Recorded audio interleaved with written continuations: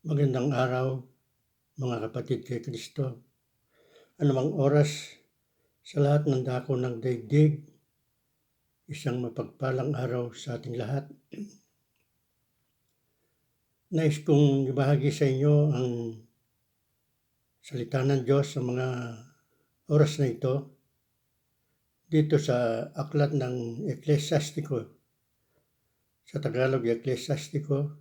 Sa English, ito ay Sirach. Nais ko pong ibahagi sa inyo ito, mga kapatid. Ito ang salita ng Diyos mula sa aklat ni Eklesiastiko, Kabanatang 2. Katapatan sa Diyos.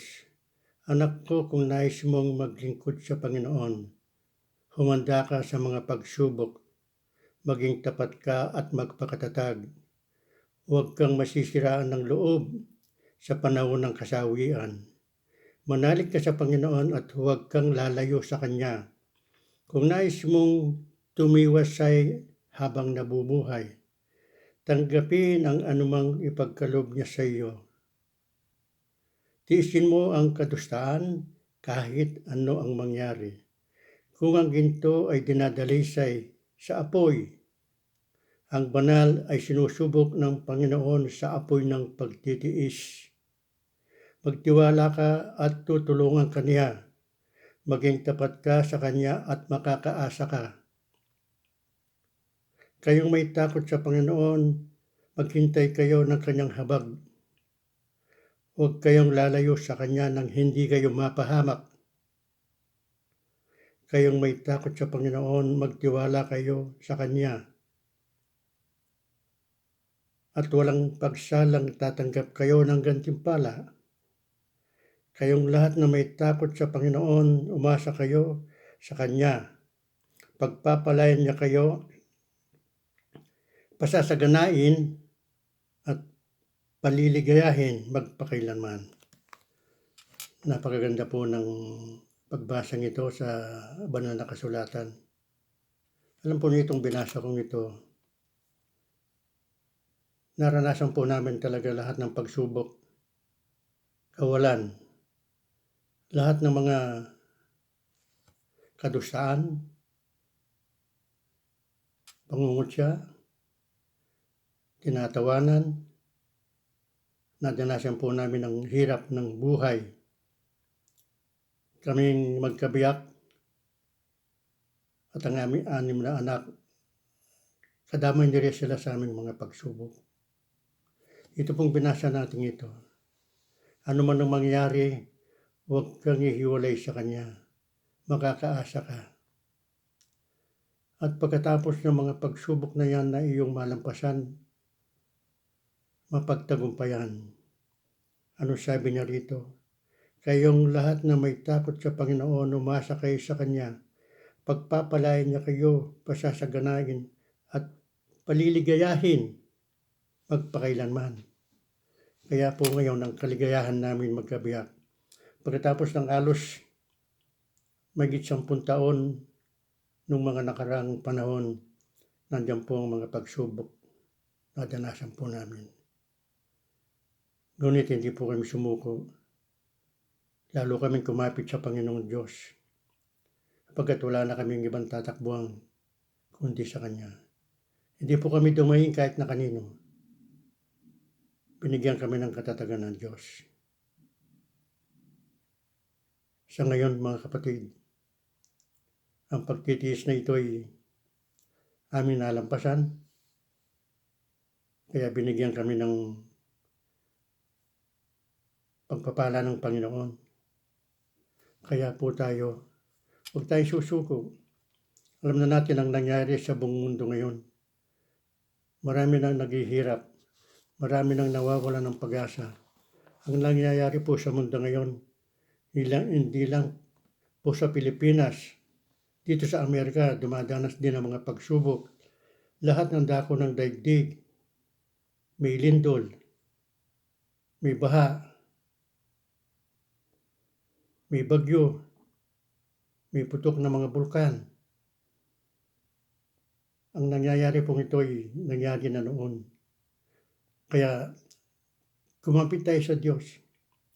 Dahil sinasabi rito sa aklat ni San Pablo sa 1 Korinto, kabanatang 10, talatang 13, ang sabi niya rito, wala pang pagsubok na dumating sa inyo na di dinanas ng lahat ng tao.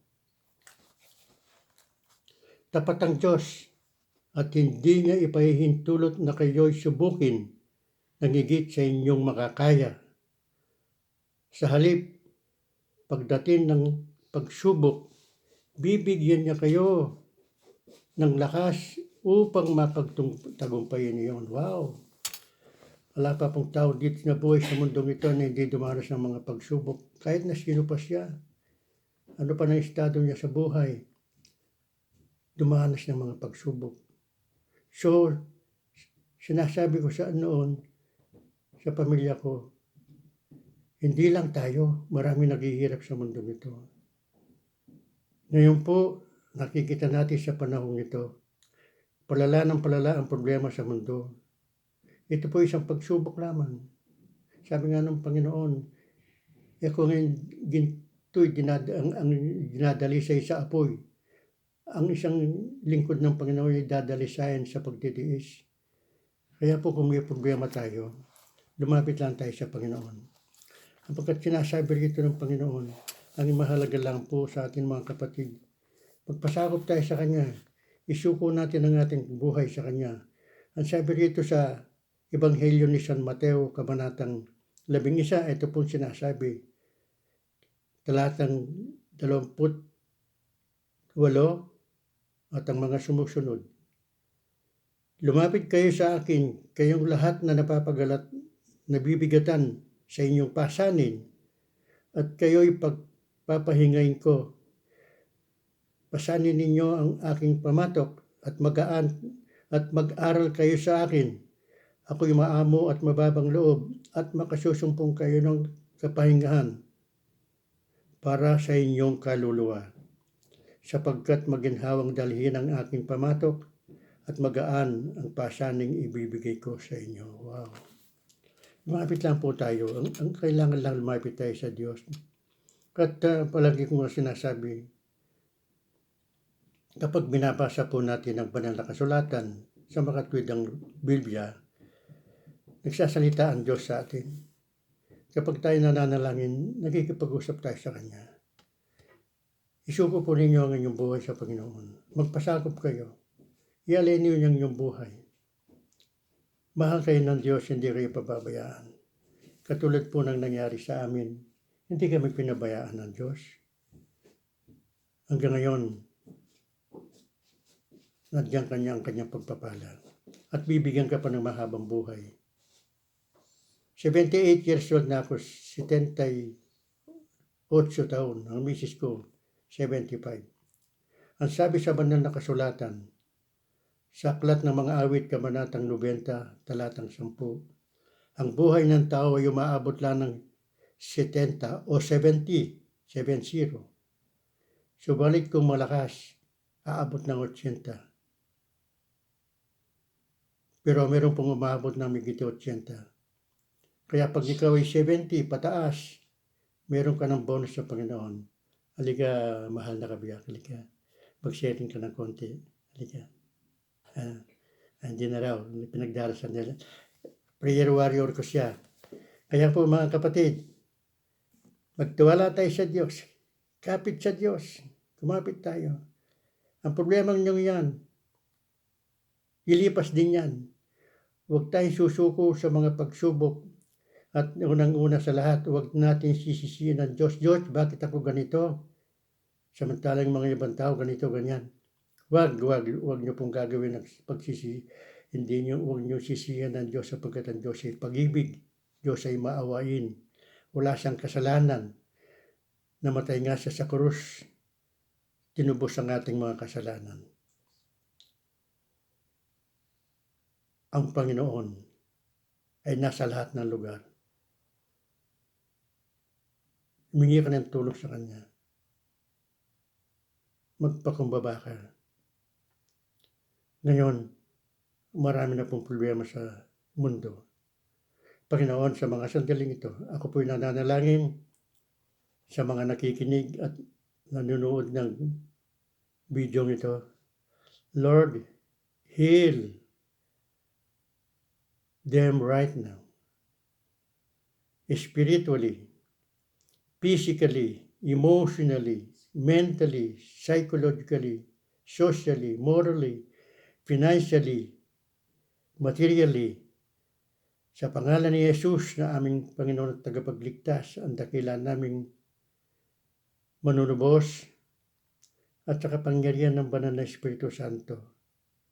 Panginoon, sino mang may sakit na ngayon sa katawan, nalilito, natatakot na, hindi na malaman ang gawin, nalilito na Panginoon. Bigyan niyo po sila ng kapayapaan. Bigyan niyo po sila ng kaginawaan ng kalooban. Maghari ka nawa sa kanila, Panginoon. Pagpalain mo po silang lahat. Ano mang inyong sakit, karamdaman, kapatid, tanggapin mo. Mahal ka ng Diyos. Pinagaling ka na ng Panginoon. Magpasalamat ka sa Kanya at maglingkod ka sa Kanya habang nabubuhay.